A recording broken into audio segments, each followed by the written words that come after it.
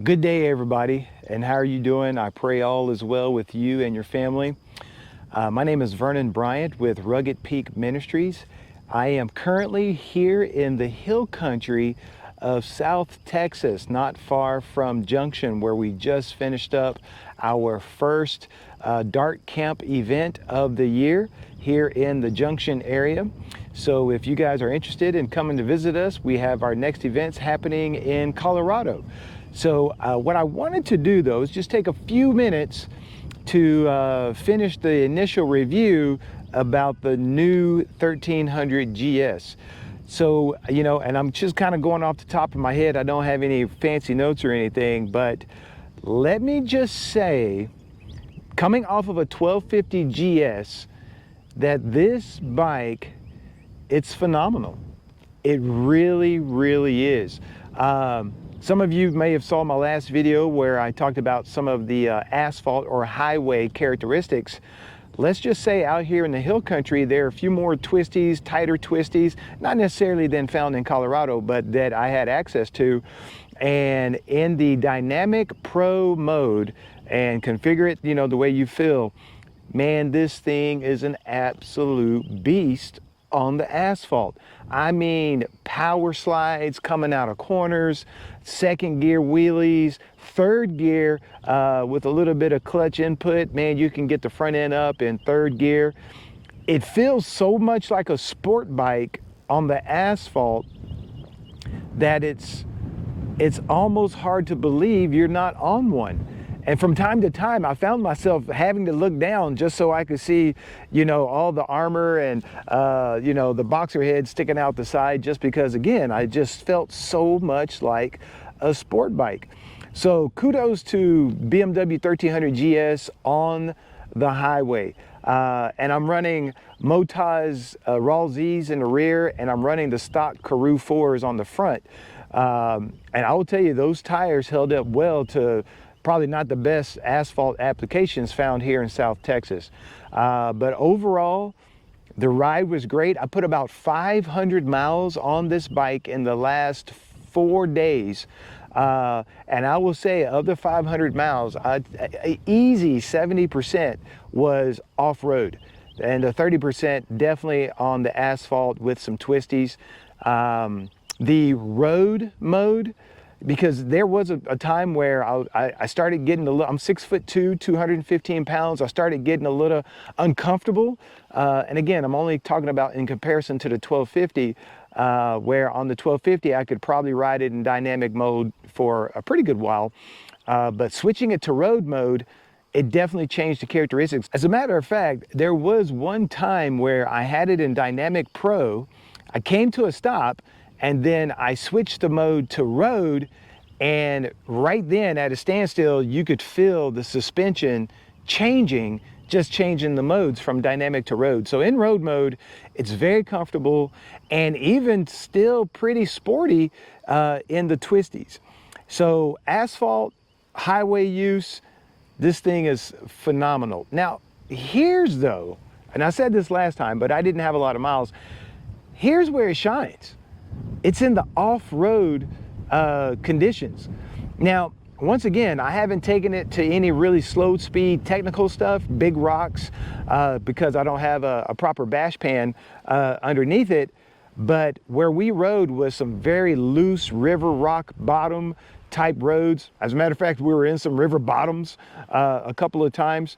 Some pretty rocky, as in embedded rock gravel road, a lot of loose gravel road. And this bike has a way of creating confidence that the 1250 just didn't. One of the reasons why, again, it's all due to the suspension, is because the bike just felt planted. Not felt planted, it was planted. I would go into a corner, kind of hot maybe, and expecting the front end to kind of wash out a little bit, because that was my experience on the 1250, only to find that this thing would just plant, get around the corner, and keep on trucking. The power slides coming out of a corner, where on the 1250 took a lot more throttle input, The power slides on this thing coming out of corners was effortless. It was just phenomenal. Now, and let me just quantify my statements with, I'm no Bill Dragoo, I'm no Chris Birch by any means. Once again, I wouldn't even try to go out for the GS trophy. So I'm a novice probably at best, but I do like to go fast, and I do understand once again what this bike would do over the 1250. The power range or the power curve on the dirt was a lot less abrupt in transition, transitioning in your throttle inputs, where the 1250 was almost a little, I use the word brutish, the power would come on a little faster. Now, again, I'm not the scientist or engineer behind it, but it seems like they moved the power and the torque up the power band just a little bit, maybe a few hundred RPM. And I believe the reason why they did that, because with the increased horsepower, they don't want it so available there at the low end. And so when you ease on it, there's just this nice linear power band where the back end will just slide out just gently and carry you through. Oh, and let me tell you about the brakes. Definitely a huge improvement over the 1250. The rear brake, it's sensitive, but not so sensitive that you can't modulate the input. Some bikes that I've ridden, the rear brake, it's either on or off. There is no ability to adjust it. On my 1250, the rear brake was slightly softer, where it took more input from my foot in order to actually get the action that I was looking for. Well, here, it didn't take near as much input on the rear brake to get the back tire to either lock up, slow down, or even slide into a corner, or in some cases out of a corner. The front brakes, same thing. It just so responsive to where, it builds that level of confidence that you're not trying to feel for brakes. When you grab the brakes, when you apply the brakes are right there. The suspension is just amazing on this bike. Where we were going through river bottom with everything from 4-inch to 6-inch to maybe even slightly smaller than bowling ball size rocks, even in some of the loose stuff, at speed or even slow speed, man, it just traversed it, and it just seems like the bike wants to stay upright all the time. Overall, guys, I will say I am pleasantly surprised by the performance, from horsepower to suspension to braking. Like I said, we did 500 miles in the last 3 days or so, 4 days, and the lion's share was off-road, and this thing shines off-road. I mean, it's still awesome on-road, but does it do anything that the 1250 doesn't do on-road? Not really.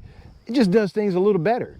Again, the cornering, the exit, the suspension, the ride position, it just does it a little better. But off-road for me,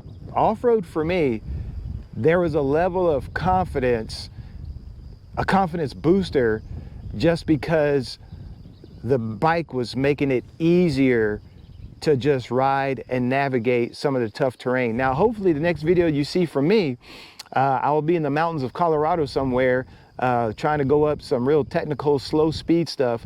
I'm still not concerned, but I can still confirm now that the low end power on this one for slow speed stuff compared to the 1250, yeah, the 1250 is night and day better. Not just, night and day better. The 1250 is at slow speed technical than the 1300. So I am gonna miss that for sure. Oh, and I got my new windscreen on that covers up that radar. Y'all let me know in the comments what you think about that windscreen. Personally, I think it looks a lot better now, at least rather than seeing this big block of chunk between the headlight and the screen. Now at least the screen is one continuous plane. So I do like that. Yeah, overall, man, this is a phenomenal bike.